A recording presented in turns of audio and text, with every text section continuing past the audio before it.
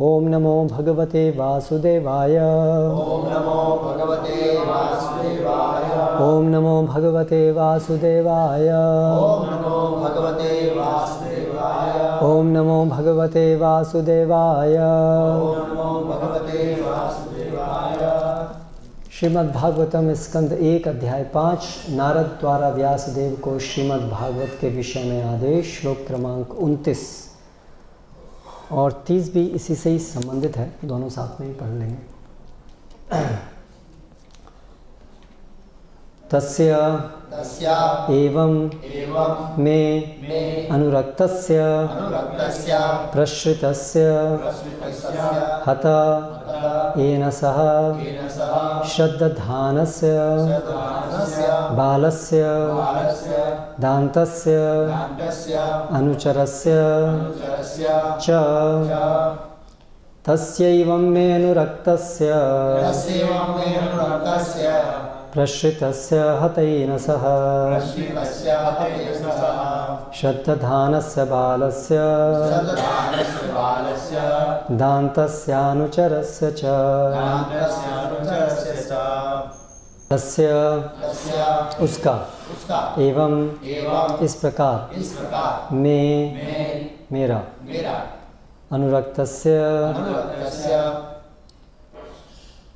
उनसे आसक्त प्रश्रितस्य आज्ञाकारी का हत मुक्त येन सह पापों से श्रद्धानस्य श्रद्धावान बालस्य बालक का दान्तस्य संयमी का अनुचरस्य उपदेशों का दृढ़ता से पालन करने वाले का च तथा। अनुवाद एवं तात्पर्य द्वारा कृष्ण कृपा मूर्ति श्री श्रीमद् अभय चरणारविंद भक्ति वेदांत स्वामी श्री प्रभुपाद। आपने इसको उसमें रख दिया, डू नॉट डिस्टर्ब। मैं उन मुनियों के प्रति अत्यधिक आसक्त था। मेरा आचरण विनम्र था और उनकी सेवा के कारण मेरे सारे पाप विनष्ट हो चुके थे। मेरे हृदय में उनके प्रति प्रबल श्रद्धा थी। मैंने इंद्रियों को वश में कर लिया था और मैं तन तथा मन से उनका दृढ़ता से अनुगमन करता रहा था। तात्पर्य: शुद्ध भक्त के पद तक उन्नत होने के इच्छुक व्यक्ति के लिए ये ही आवश्यक योग्यताएं हैं। ऐसे व्यक्ति को सदैव शुद्ध भक्तों के सानिध्य की खोज करनी चाहिए। उसे छद्म भक्तों से गुमराह नहीं होना चाहिए। स्वयं उसे भी शुद्ध भक्त से उपदेश ग्रहण करने के लिए सरल तथा विनम्र होना चाहिए। शुद्ध भक्त पूर्ण रूप से भगवान की शरण में रहता है। वह भगवान को ही परम स्वामी तथा अन्यों को उनके सेवक रूप में जानता है। केवल शुद्ध भक्तों की संगति से ही लौकिक संगति से संचित होने वाले समग्र पापों से छूटा जा सकता है। नवदीक्षित भक्त को नवागंतुक भक्त को शुद्ध भक्त की श्रद्धापूर्वक सेवा करनी चाहिए। उसे अत्यंत आज्ञाकारी होना चाहिए और उपदेशों का दृढ़तापूर्वक पालन करना चाहिए। ये लक्षण हैं उस भक्त के जो इसी जीवन में सफलता प्राप्त करने के लिए दृढ़ प्रतिज्ञ है। श्लोक संख्या 30 में पढ़ रहा हूँ। ज्ञानम गुह्यतमं यत्तत् साक्षात् भगवतोरितम् अन्ववोचन गमिष्यन्तः कृपया दीनवत्सलाः। दीन जनों पर अत्यंत दयालु उन भक्ति वेदांतों ने जाते समय मुझे उस गुह्यतमम विषय का उपदेश, जिसका उपदेश स्वयं भगवान देते हैं, विषय का उपदेश तो पूरी नहीं हुई। दीन जनों पर अत्यंत दयालु उन भक्ति वेदांतों ने जाते समय मुझे उस गुह्यतम विषय का उपदेश दिया, जिसका उपदेश स्वयं भगवान देते हैं। तात्पर्य: विशुद्ध वेदांती या भक्ति वेदांत अपने अनुयायियों को स्वयं भगवान के उपदेशों के मुताबिक ही उपदेश देते हैं। भगवान ने भगवत गीता में तथा अन्य सारे शास्त्रों में निश्चित रूप से यह उपदेश दिया है कि लोग उन्हीं का अनुगमन करें। भगवान प्रत्येक वस्तु के सृष्टा, पालक तथा संहारक हैं। सारा दृश्य जगत उनकी इच्छा के बल पर अवस्थित है, और जब उनकी इच्छा से सारा खेल समाप्त हो जाता है तब वे अपनी सारी साज सामग्री समेत अपने दिव्य धाम में बने रहते हैं। सृष्टि के पूर्व वे अपने इसी दिव्य धाम में थे और प्रलय के बाद भी वहीं बने ही रहेंगे। अतएव वे सृजित प्राणियों में से एक नहीं हैं, वे दिव्य हैं। भगवद गीता में भगवान कहते हैं कि अर्जुन को दिए गए उपदेश के भी बहुत पहले उन्होंने यही उपदेश सूर्यदेव को दिया था। चूँकि बीच में यह श्रृंखला टूट गई थी और यह उपदेश गलत तरीके से उपयोग में लाया जाने लगा था, अतः वही उपदेश अर्जुन को फिर से दिया गया, क्योंकि वह उनका परम भक्त एवं मित्र था। अतः भगवान का उपदेश भक्तों के अतिरिक्त अन्य कोई नहीं समझ सकता। भगवान के दिव्य रूप का कोई अनुमान न होने के कारण निर्विशेषवादी भगवान के इस गुह्यतम संदेश को नहीं समझ पाते। यहाँ पर गुह्यतमम शब्द अत्यंत महत्वपूर्ण है, क्योंकि भक्ति का ज्ञान निर्गुण ब्रह्म के ज्ञान से बढ़कर है।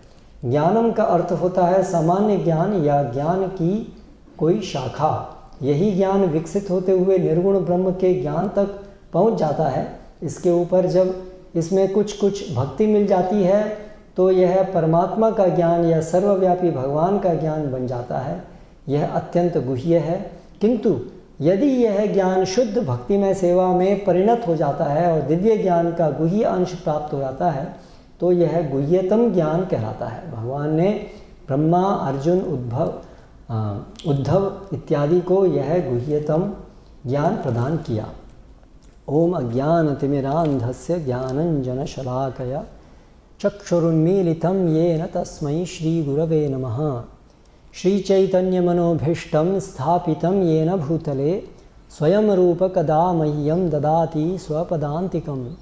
वन्देऽहं श्रीगुरो श्रितः पदकमलं श्रीगुरून् वैष्णवांश्च श्रीरूपं साग्रजातं सहगणरघुनाथान्वितं तं सजीवं साद्वैतं सावधूतं परिजनसहितं कृष्णचैतन्यदेवं श्रीराधाकृष्णपादान् सहगणा ललिता श्रीविशाखान्वितांश्च।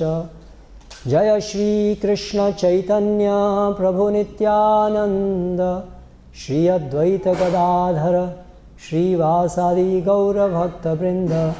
हरे कृष्णा कृष्णा कृष्णा हरे हरे, हरे राम राम राम हरे हरे।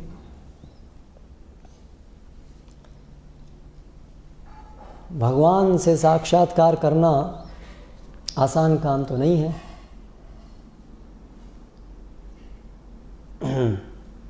शुरस्वधारा निशितम दुरत्यया, तो बहुत कठिन मार्ग है। बहुत ही जगत में तो बहुत लोग तो इसको जानते ही नहीं है कि ये भी कोई मार्ग है।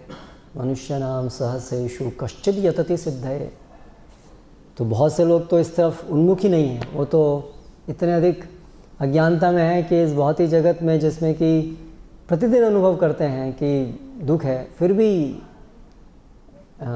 दुख से निकलने का प्रयास तक भी नहीं करने की इच्छा उनकी होती है या समझ आती है उनको। तो ऐसे इसलिए इसको भव सागर कहा गया है।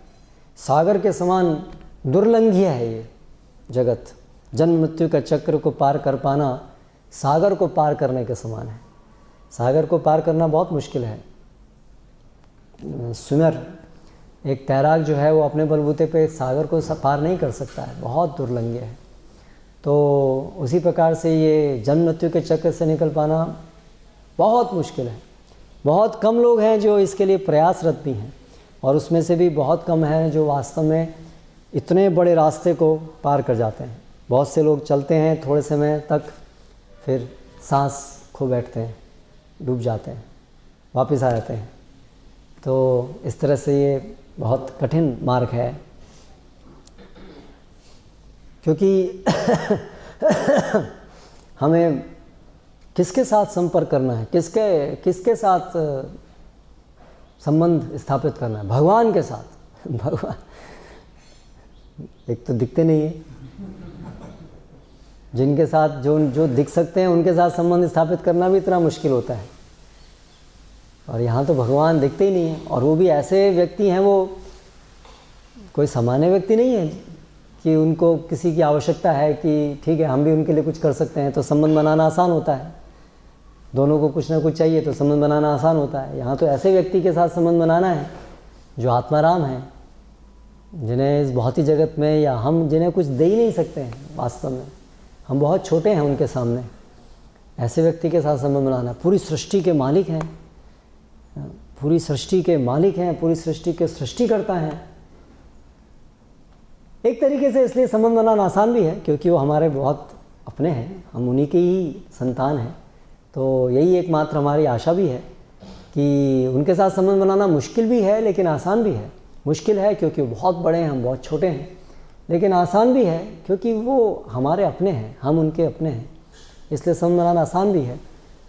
लेकिन क्योंकि हम चिरकाल से भूले हुए हैं उनको, ये संबंध जैसे मानो पूरा ख़त्म जैसा हो गया है, भूल गए हैं पूरी तरह से, इसलिए मुश्किल भी है, मुश्किल प्रतीत होता है, मुश्किल है भी। और हमारी जो विशेष रूप से जो इस भौतिक जगत के प्रति आसक्तियाँ हैं वो सबसे बड़ी मुश्किल है भगवान के साथ संबंध स्थापित करने में, क्योंकि भगवान को कोई रुचि नहीं है ऐसे किसी भी व्यक्ति के साथ कोई संबंध स्थापित, व्यक्तिगत संबंध स्थापित करने में जो अभी इस भौतिक जगत के प्रति थोड़ी भी जिसके हृदय के अंदर आसक्ति हो। और हम ये सब अनुभव कर सकते हैं कि हमारी तो इस भौतिक जगत के अंदर आसक्तियाँ बहुत गहरी हैं। ये शरीर से लगाव कितना गहरा है, और ये शरीर के आधार पे ही सारी आसक्ति बनती है। सबसे बड़ी आसक्ति अपने को, हर व्यक्ति को अपने शरीर से होती है। शरीर के संबंधी जो चीज़ें हैं उनसे आसक्ति दूसरे स्तर पे होती है। शरीर से सबसे बड़ी आसक्ति होती है अहम ममेति, मैं और मेरा। तो मेरा के प्रति जो आसक्ति है उससे ज़्यादा बड़ी आसक्ति शरीर से होती है। तो हम तो ये जो ममा मेरा है उसकी आसक्ति को देख के हम अनुभव कर सकते हैं कि ये कितनी मुश्किल है। घर है, संपत्ति है, संतान है, पत्नी है, और ये सब मेरा मान, मेरा सम्मान, यही चीज़ से आसक्ति कितनी मुश्किल प्रतीत होती है इसको छोड़ना। तो ये जो इसको मैं ही माने बैठा हूँ, मैं, उससे आसक्ति तो विचारणीय, विचारों के भी अतीत है।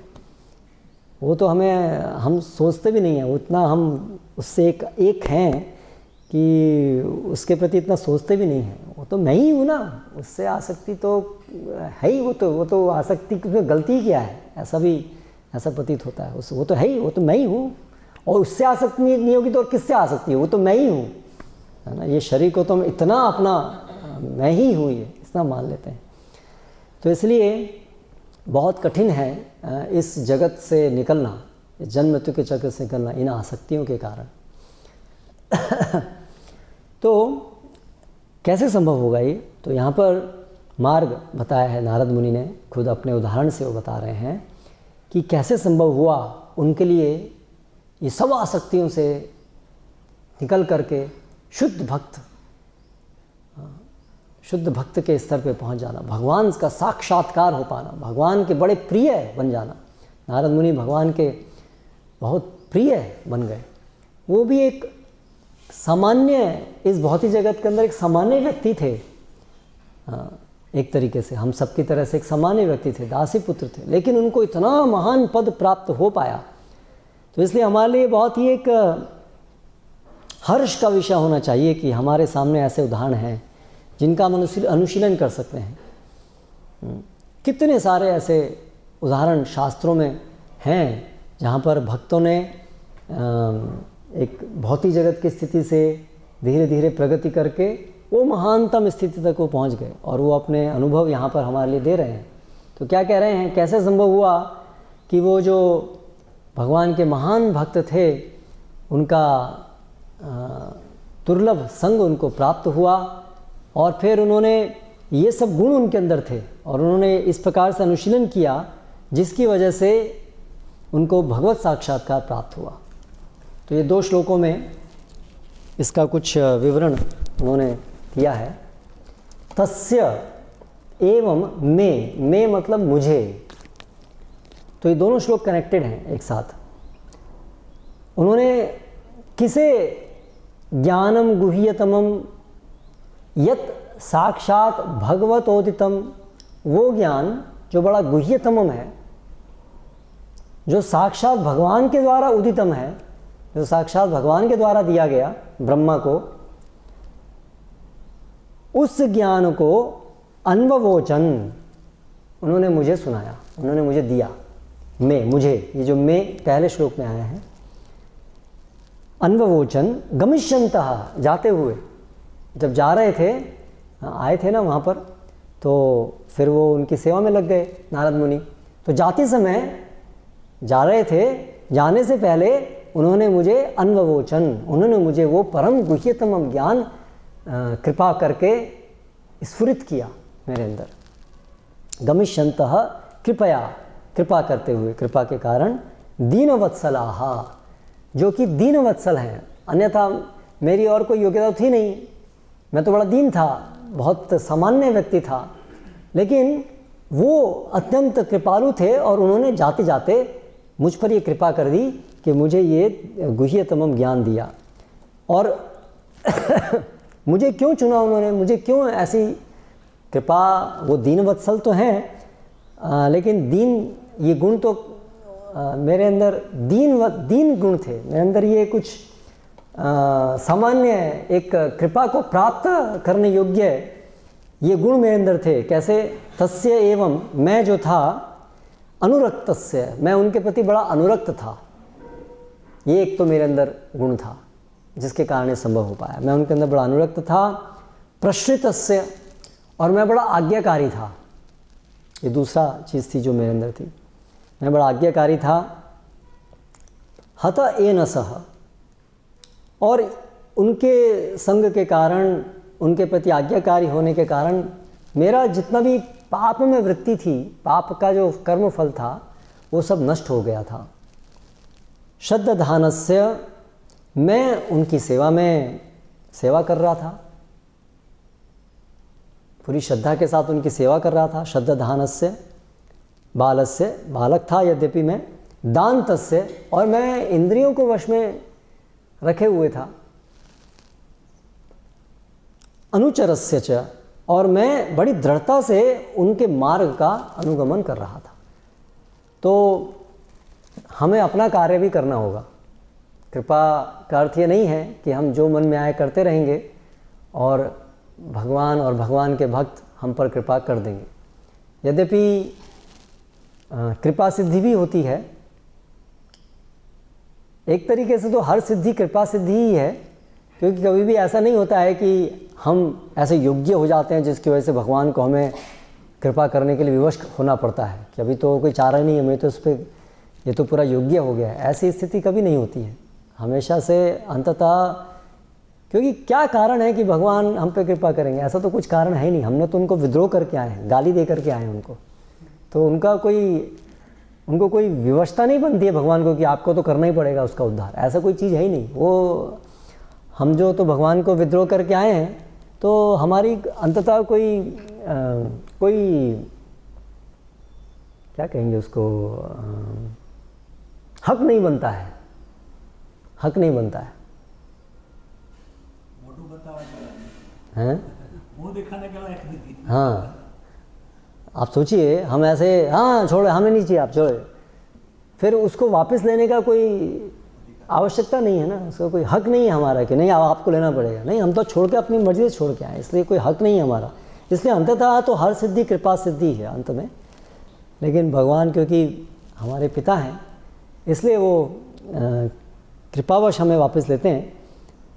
तो अंततः सब कृपा सिद्धि है, लेकिन फिर भी अंततः ये तो नेचुरल है ना, ये स्वाभाविक है कि कम से कम हमें शर्म तो आए अपने ऊपर कि हमने क्या किया है। कम से कम विनम्रता तो रहे कि हम योग्य नहीं हैं, आप, हमारा कोई हक नहीं है कि आप हमें लें। और ऐसी विनम्रता, ऐसी निष्पक्षता, ऐसी सरल भावना ही है जो भगवान हमसे अपेक्षा कर रहे हैं अंत में। और क्या अपेक्षा करेंगे? केवल बस आप कान पकड़ो, समझो कि आपने गलती की है और तैयार रहो आने के लिए, बस यही है। पर यही गुण बहुत बड़े गुण लगते हैं, यही बहुत मुश्किल गुण है, क्योंकि हमारे अंदर जो ये सब मिथ्या अहंकार से निकलना, अपने में बड़ा गुमान होना, और अभी भी आसक्ति, अभी भी यहाँ क्या मिलेगा मुझे, वहाँ जाके सेवा करने से क्या मिलेगा, बिना सेवा के ही अपना भोग करने में ही तो आनंद है। ये जो चीज़ें इतनी गहरी हैं कि इससे ही हम निकल नहीं पाते हैं। तो बड़ी सरल योग्यता है एक्चुअली भगवत धाम जाने के लिए, बड़ी सरल योग्यता है, बड़ी स्वाभाविक योग्यता है। इसलिए ये मार्ग सहज मार्ग है, स्वाभाविक मार्ग है। केवल नॉर्मल रहना है, बस सहज रहना है कि हम भगवान के दास हैं, भगवान आपकी सेवा करें, करना चाहते हैं, गलती हो गई, हम अब नहीं करेंगे, बस यही भगवान हमसे मांग रहे हैं। मांग क्या रहे हैं, यही स्वाभाविक है। तो ये सब गुण, इसके कारण ये सब उत्पन्न होते हैं अनुरक्तस्य। तो जो भगवान के महान भक्त हैं, जिन्होंने भगवान की सेवा में पूरी तरह से रत हैं, स्वाभाविक रूप से हमें उनके प्रति अनुरक्त होना चाहिए। और किसके प्रति अनुरक्त होंगे अगर उनके प्रति अनुरक्त नहीं होंगे तो? अगर हमें भगवत धाम जाना है तो और किसके प्रति हमें अनुरक्त होना चाहिए? हमें अगर ऐसा कोई व्यक्ति मिल जाए जिनको भगवत प्रेम है तो हमें उनके प्रति पागल हो जाना चाहिए, उनके पैर पकड़ लेने चाहिए, उनको छोड़ना नहीं चाहिए किसी भी हालत में। नेचुरल है ना, यही करना चाहिए। भाई आपका गंतव्य है भगवान का प्रेम प्राप्त करना। अब आपको कोई ऐसा व्यक्ति दिख रहा है जो भगवान के प्रति पूरा न्यौछावर है, भगवान के प्रति पूरा उसने भगवान के साथ पूरा संबंध उसका स्थापित है, तो आपको तो मिल गया रास्ता, द्वार मिल गया आपको। अब आप उनको पकड़ लीजिए, है ना। लेकिन हम फिर भी पकड़ते नहीं हैं, हम अपने ही ईगो को पकड़े रखते हैं। आप बोलें क्या बोलते हैं आप, हाँ ठीक है, हम अपने हिसाब से भी कर सकते हैं, है ना। हम लोग भक्तों को, गुरु को ऐसे दृढ़ता से नहीं पकड़ते हैं, है ना। अपना भी रखते हैं साथ में। हाँ आप बताइए आप क्या कह रहे हैं, मैं अपना भी रखूँगा। अपना बहुत समय तक रखते ही रहते हैं, है ना। पूरे शरणागत नहीं हो पाते हैं, अनुरक्त नहीं हो पाते हैं। तो ये चीज़ यहाँ पर बताई है कि वो उनमें बड़े अनुरक्त थे। तो ये संबंधों की बात है, ये कोई मशीन यांत्रिक नहीं है ये सब प्रक्रिया, अनुरक्त।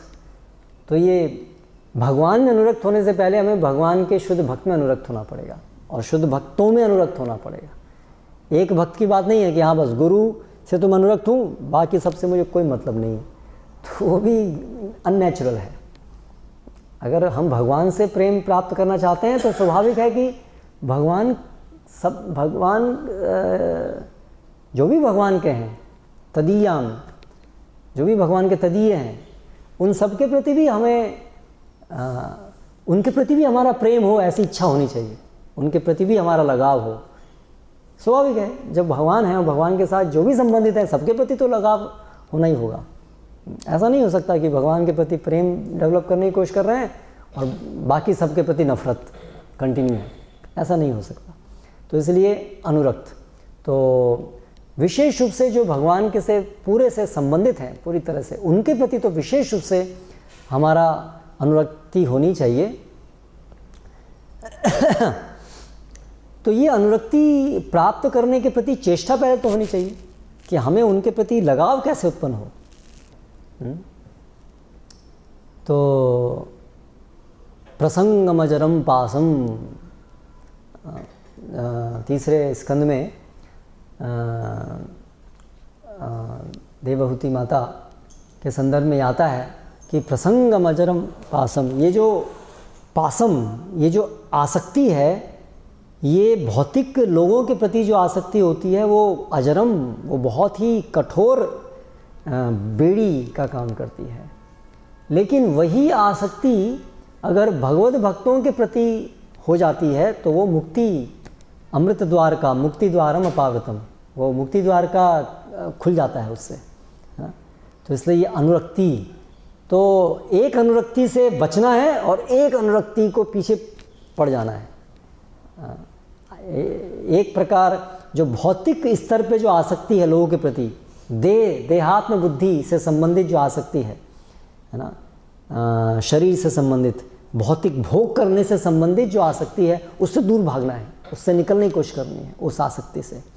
लेकिन भगवान की जो सेवक हैं, सेवा के आधार पे उनसे आसक्ति, उसको बढ़ाने के लिए बहुत प्रयास करना है, उनसे लगाव बढ़ाना है। तो एक लगाव को छोड़ना है, एक लगाव को बढ़ाना है। और प्रश्रितस्य ओबीडियंस, आज्ञाकारिता होनी चाहिए।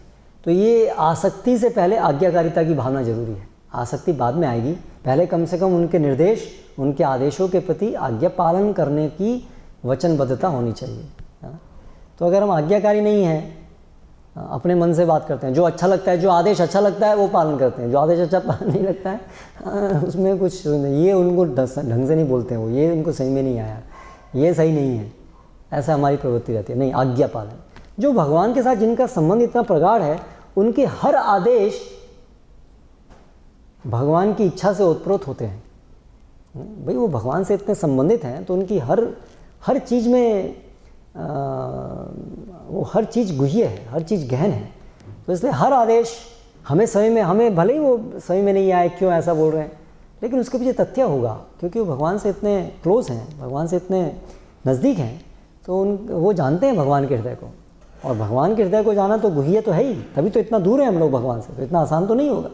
तो संभावना बहुत है कि हम नहीं समझ पाएंगे कि ऐसा क्यों कह रहे हैं, ऐसा क्यों हो रहा है।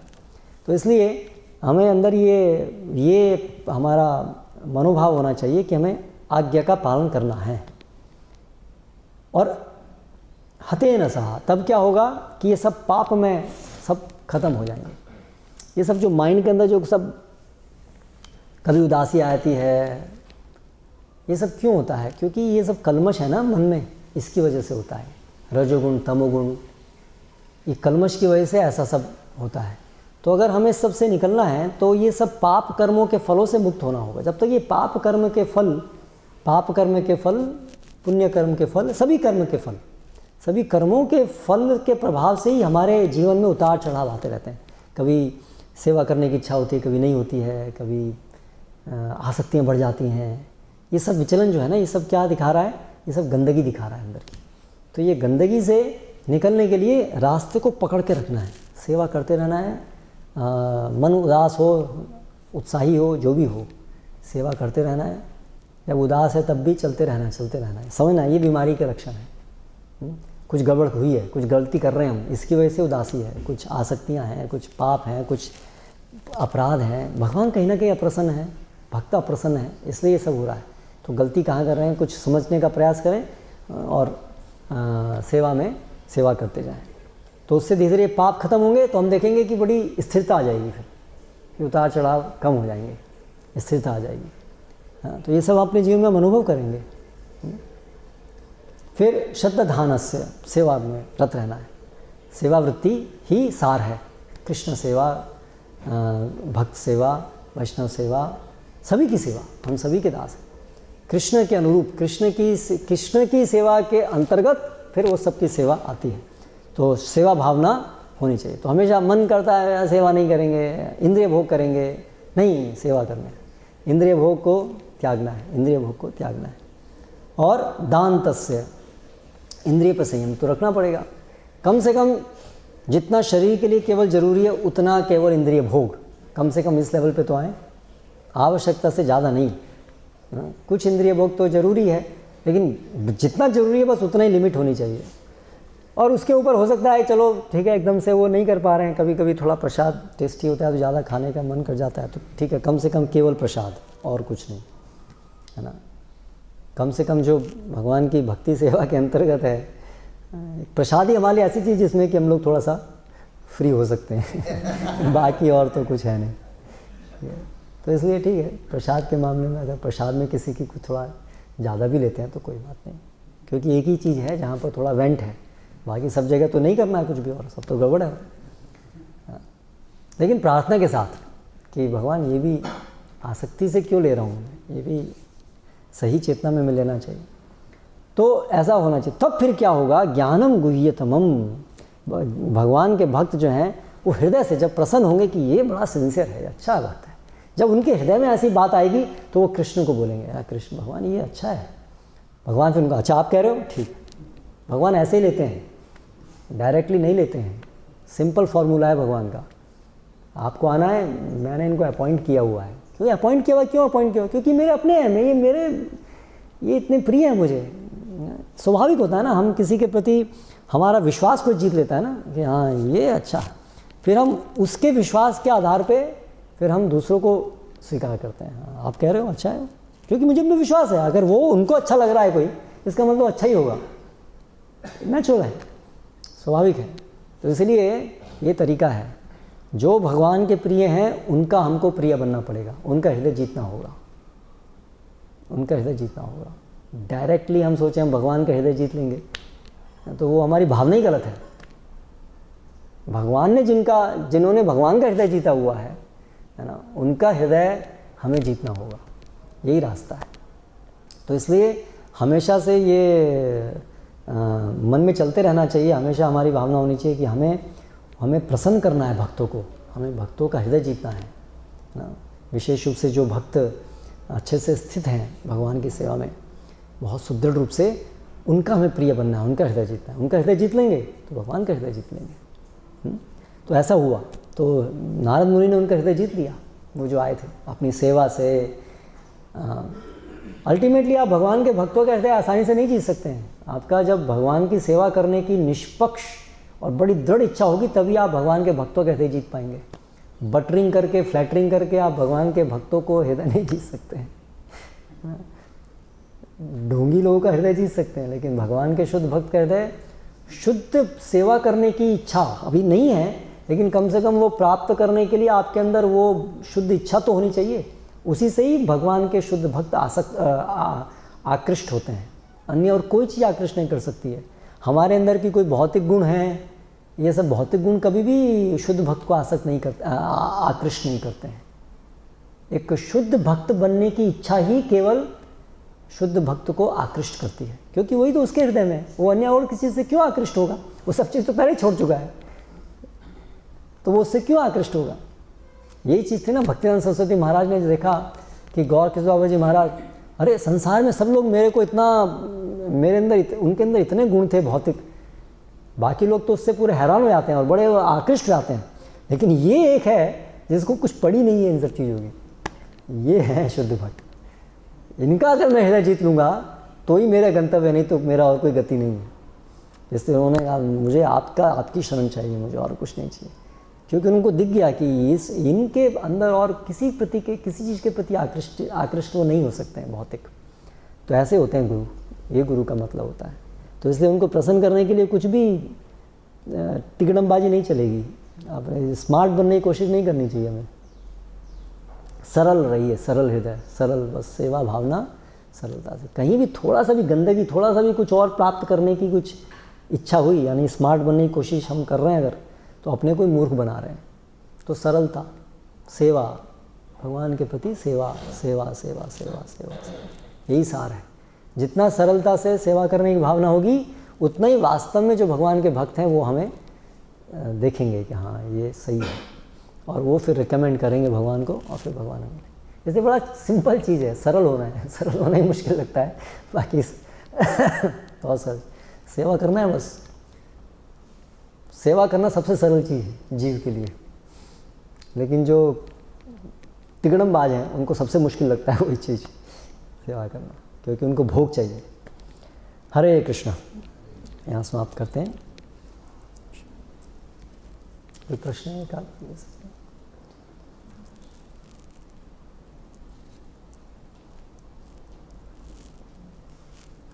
हरे कृष्ण।